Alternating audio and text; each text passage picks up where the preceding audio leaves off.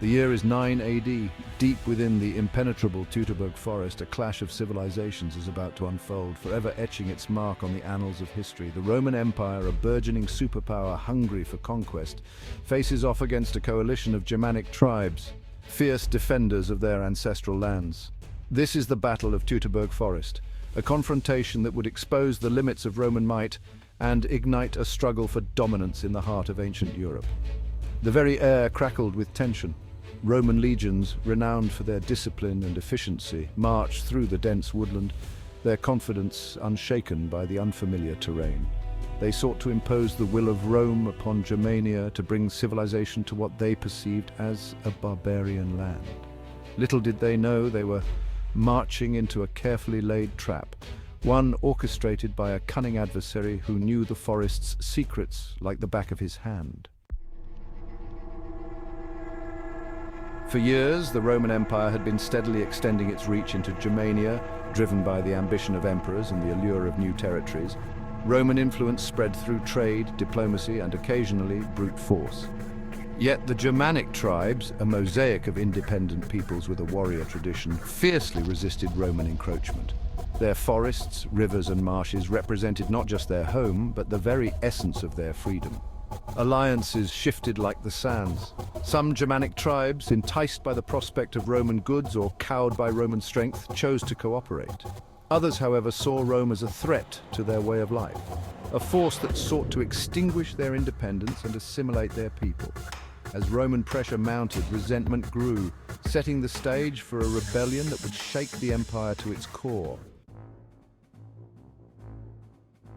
Leading the Roman legions was Publius Quinctilius Varus, an experienced general and a close confidant of the Emperor Augustus. Varus, however, underestimated the cunning and resolve of his adversaries.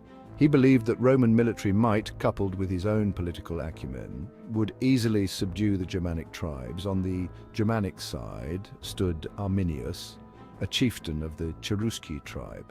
Having trained in the Roman army, Arminius was familiar with Roman tactics and discipline.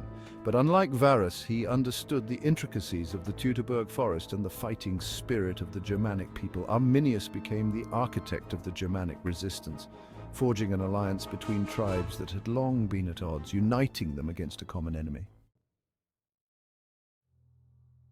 The stage was set for a confrontation that would determine the fate of nations.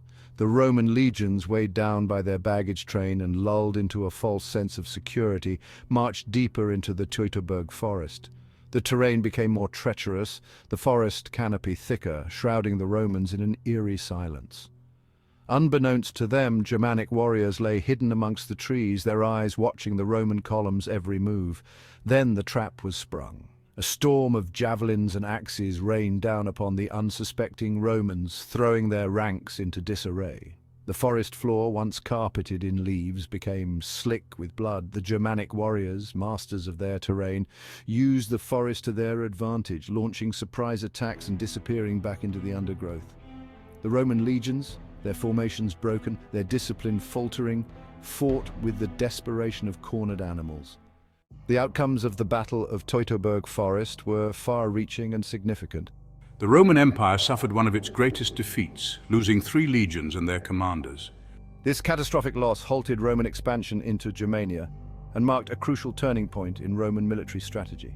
The psychological impact on the Roman psyche was immense, as the invincible legions had been humbled by what they considered barbarians. Politically, the defeat led to a ripple effect, causing changes in leadership and prompting significant military reforms. Emperor Augustus, upon hearing the news, was said to have been so distraught that he wandered the halls of his palace, repeatedly crying out, "Quintilius Varus, give me back my legions." The Battle of Teutoburg Forest has since been immortalized in history and legend, serving as a powerful reminder of the limits of imperial ambition and the enduring spirit of resistance. Pause 3S. Thank you for watching. If you enjoyed this video, please like, share, and subscribe for more historical deep dives. Until next time, stay curious.